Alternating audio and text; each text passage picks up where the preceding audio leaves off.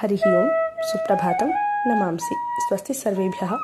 षड्विंशत्युत्तरद्विसहस्रतमे अब्दे मार्च् मासस्य 27 दिनाङ्कः।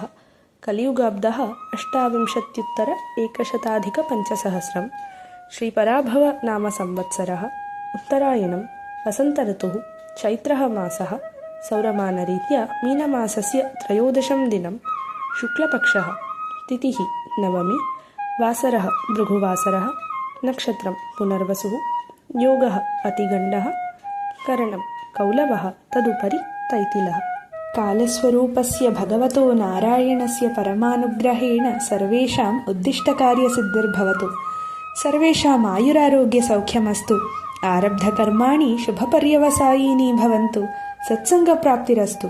सर्वे देशसेवासन्नद्धाः दीनानुकम्पायुक्ताः दानशीलाः धार्मिकाश्च सन्तु। शुभदिनम् इति गीर्वाणी।